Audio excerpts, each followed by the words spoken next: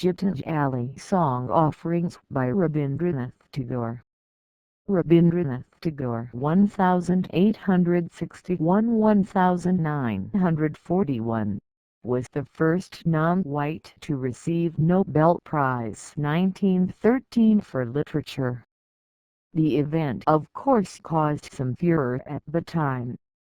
New York Times in its prodigious generosity consoled its readers by alluding to the fact that after all Tagore was a variant stock. It was first published in 1913 as a collection of prose translations made by the author from the original Bengali language of India poems. Evidence does indicate that the poet W.B. Yeats had a hand in editing and publishing it. GITANJALI 1 Thou hast made me endless, such is thy pleasure. This frail vessel thou emptiest again and again, and feedest it ever with fresh life. This little flute of a reed thou hast carried over hills and dales, and hast breathed through it melodies eternally new. At the immortal touch of thy hands my little heart loses its limits in joy and gives birth to utterance ineffable. Thy infinite gifts come to me only on these very small hands of mine. Ages pass, and still thou pourest, and still there is room to fill. When thou commandest me to sing it seems that my heart would break with pride, and I look to thy face, and tears come to my eyes. All that is harsh and dissonant in my life melts into one sweet harmony, and my adoration spreads wings like a glad bird on its flight across the sea. I know thou takest pleasure in my singing. I know that only as a singer I come before thy presence. I touch by the edge of the far-spreading wing of my song thy feet which I could never aspire to reach. Drunk with the joy of singing I forget myself and call thee friend or my lord. I know not how thou singest, my master. I ever listened in silent amazement. The light of thy music illumines the world. The life-breath of thy music runs from sky to sky. The holy stream of thy music breaks through all stony obstacles and rushes on. My heart longs to join in thy song, but vainly struggles for a voice. I would speak, but speech breaks not into song, and I cry out baffled. Ah! Thou hast made my heart captive in the endless meshes of thy music, my master. For life of my life, I shall ever try to keep my body pure, knowing that thy living touch is upon all my limbs. I shall ever try to keep all untruths out from my thoughts, knowing that thou art that truth which has kindled the light of reason in my mind. I shall ever try to drive all evils away from my heart and keep my love in flower, knowing that thou hast thy seat in the inmost shrine of my heart.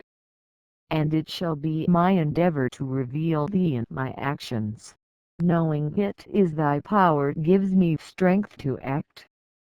I ask for a moment's indulgence to sit by thy side.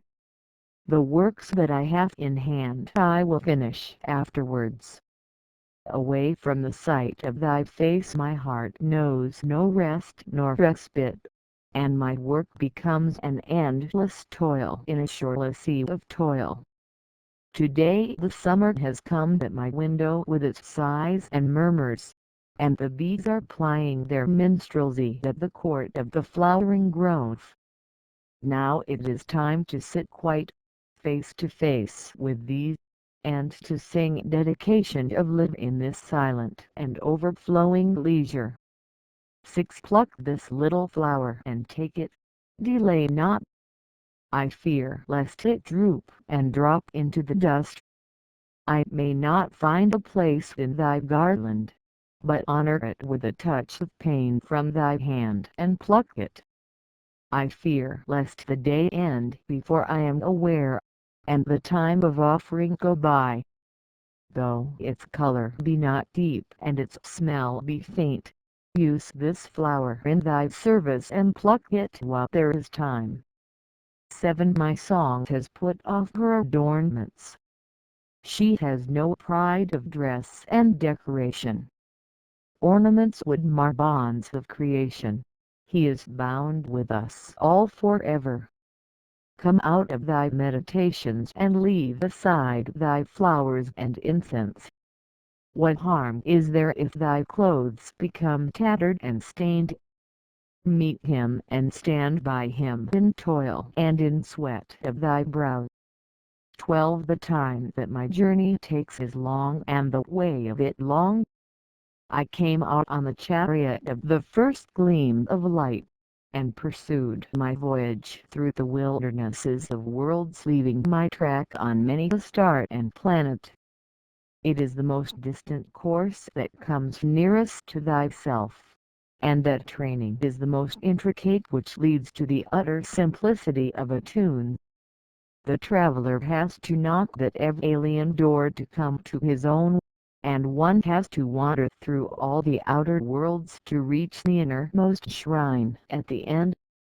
My eyes strayed far and wide before I shut them and said, grave accent, here art thou. The question and the cry, grave accent, oh, where? Melt into tears of 1,000 streams and deluge the world with the flood of the assurance, grave accent, I am.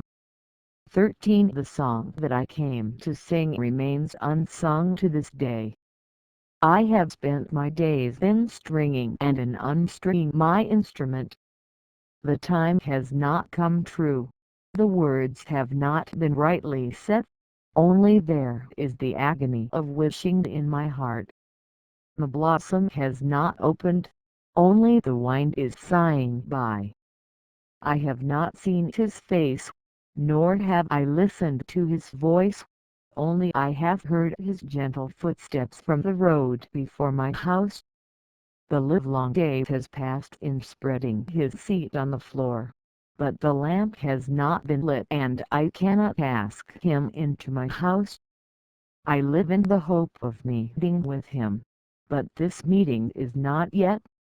14. My desires are many and my cry is pitiful, but ever didst thou save me by hard refusals, and this strong mercy has been wrought into my life through and through. Day by day thou art making me worthy of the simple, great gifts that thou gavest to me unasked, this sky and the light, this body and the life and the mind, saving me from perils of overmuch desire. There are times when I languidly linger and times when I awaken and hurry in search of my goal, but cruelly thou hidest thyself from before me. Day by day thou art making me worthy of thy full acceptance by refusing me ever and anon, saving me from perils of weak, uncertain desire. 15. I am here to sing these songs. In this hall of thine I have a corner seat. In thy world I have no work to do. My useless life can only break out in tunes without a purpose. When the hour strikes for thy silent worship at the dark temple of midnight, command me, my master, to stand before thee to sing. When in the morning air the golden harp is tuned, honor me, commanding my presence. 16. I have had my invitation to this world's festival, and thus my life has been blessed. My eyes have seen and my ears have heard. It was my part at this feast to play upon my instrument, and I have done all I could. Now, I ask, has the time come at last when I might go in and see thy face and offer thee my silent salutation? 17. I am only waiting for love to give myself up at last into his hands, That is why it is so late and why I have been guilty of such omissions. They come with their laws and their codes to bind me fast, but I evade them ever, for I am only waiting for love to give myself up at last into his hands. People blame me and call me heedless. I doubt not they are right in their blame. The market day is over and work is all done for the busy. Those who came to call me in vain have gone back in anger. I am only waiting for love to give myself up at last into his hands. 18 Clouds heap upon clouds and it darkens. Ah, love, why dost thou let me wait outside at the door all alone? In the busy moments of the noontide work I am with the crowd, but on this dark lonely day it is only for thee that I hope. If thou showest me not thy face, if thou leavest me wholly aside, I know not how I am to pass these long, rainy hours. I keep gazing on the faraway gloom of the sky, and my heart wanders wailing with a restless wind. 19 If thou speakest not I will fill my heart with thy silence and endure it. I will keep still and wait like the night with starry vigil and its head bent low with patience. The morning will surely come, the darkness will vanish, and thy voice pour down in golden streams breaking through the sky.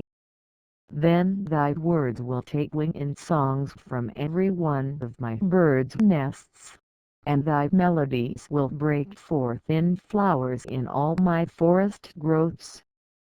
20 On the day when the lotus bloomed, alas, my mind was straying, and I knew it not. My basket was empty and the flower remained unheeded. Only now and again a sadness fell upon me, and I started up from my dream and felt the sweet trace of a strange fragrance in the south wind. That vague sweetness made my heart ache with longing, and it seemed to me that it was the eager breath of the summer seeking for its completion.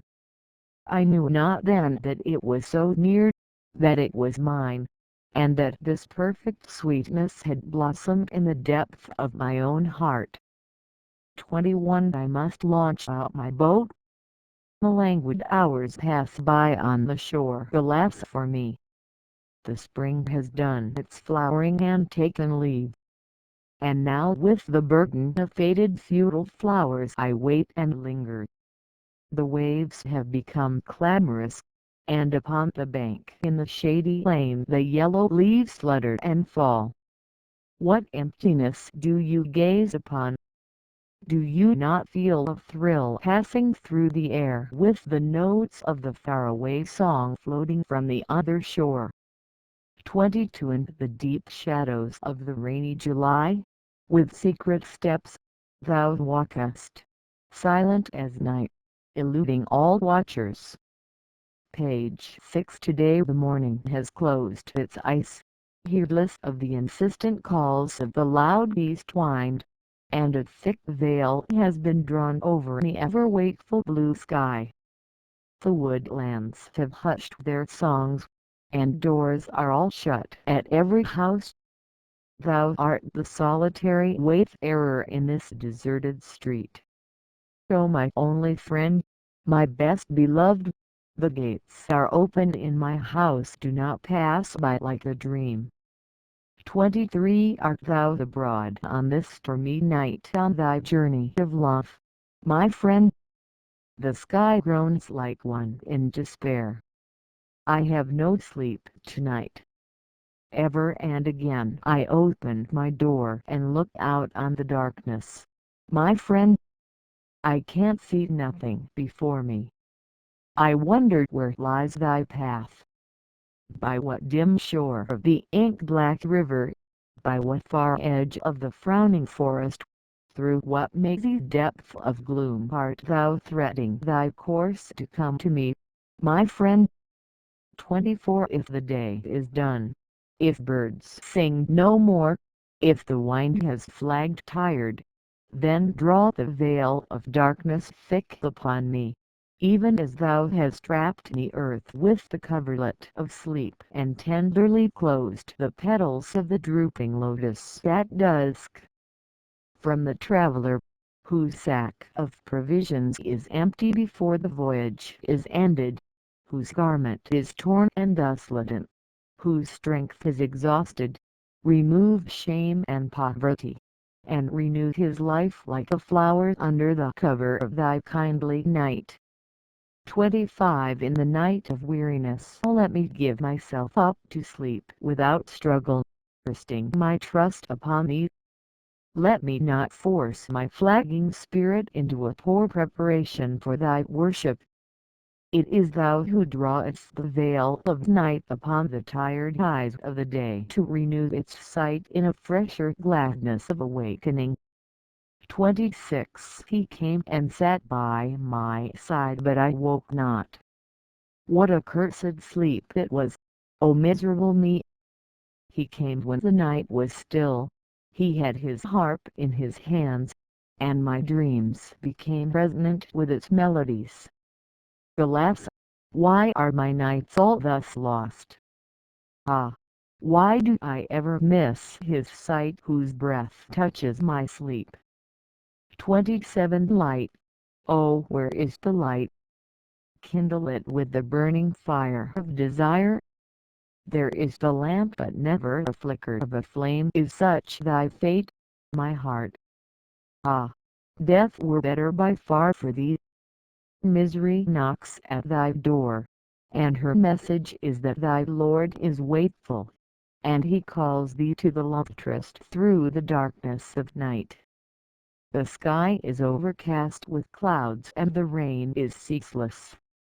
I know not what this is that stirs in me, I know not its meaning.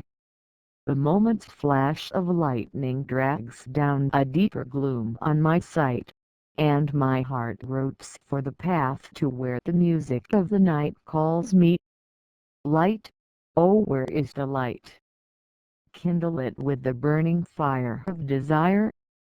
It thunders and the wind rushes screaming through the void.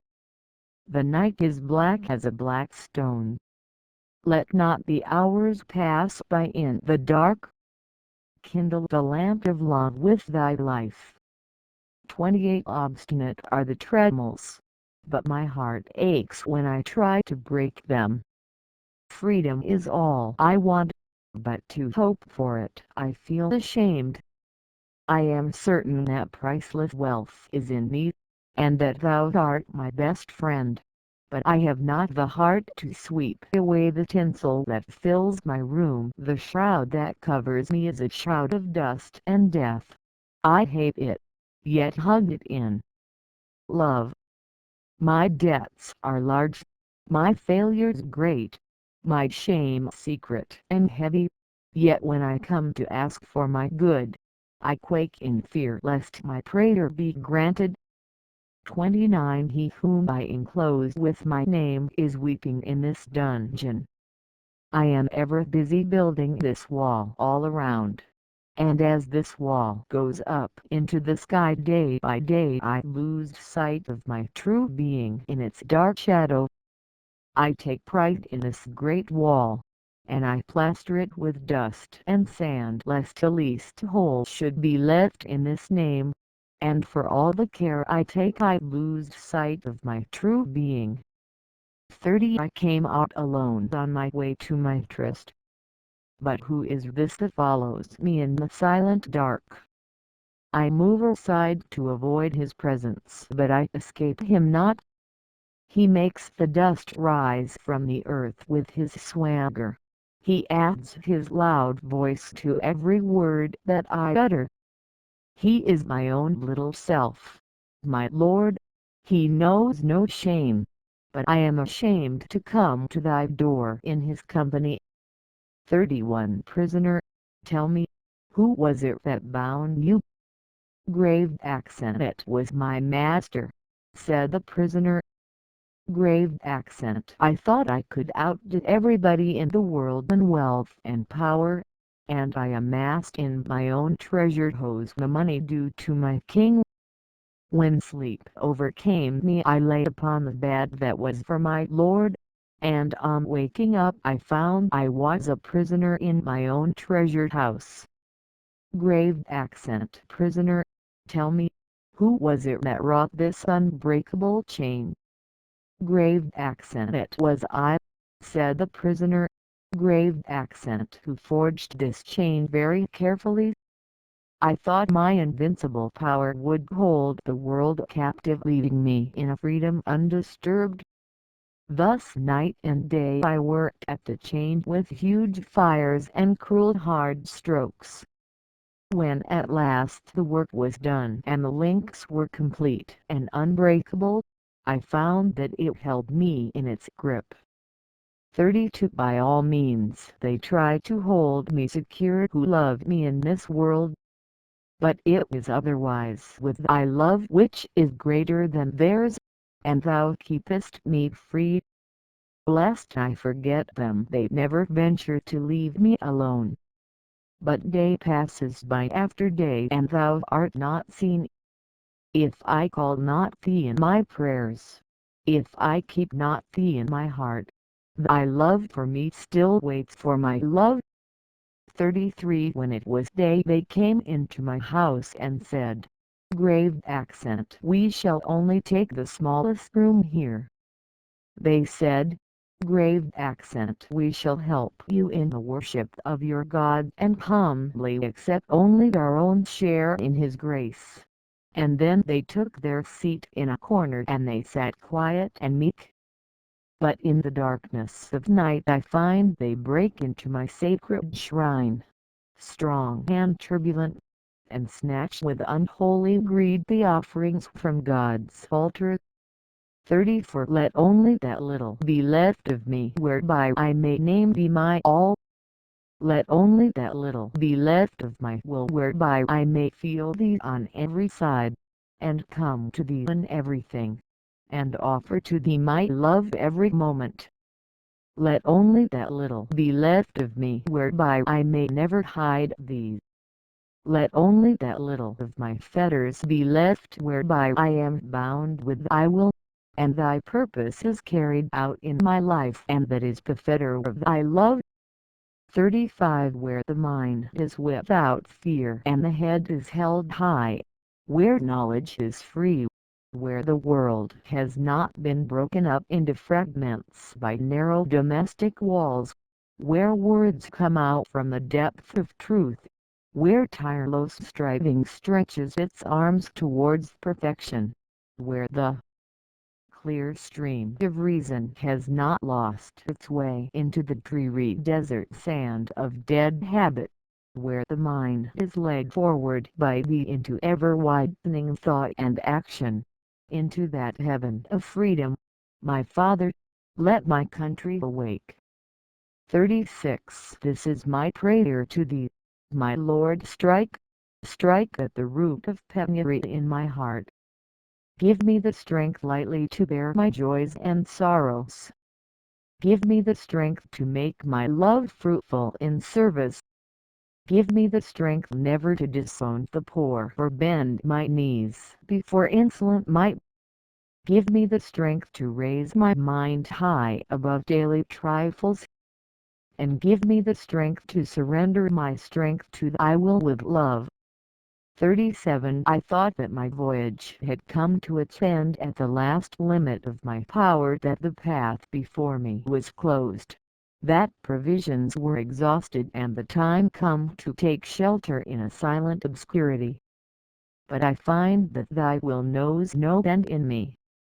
And when old words die out on the tongue, new melodies break forth from the heart, and where the old tracks are lost, new country is revealed with its wonders.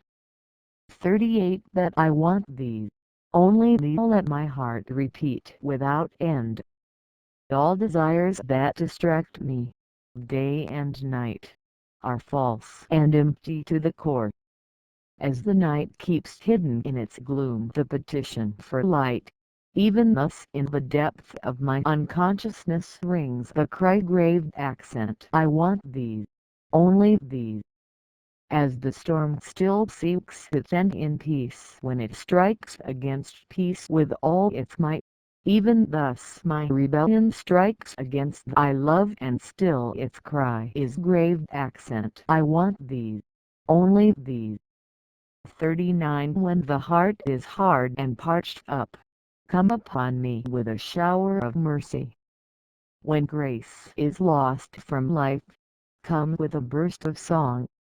When tumultuous work raises its on all sides, shutting me out from beyond, come to me, my Lord of silence, with thy peace and rest.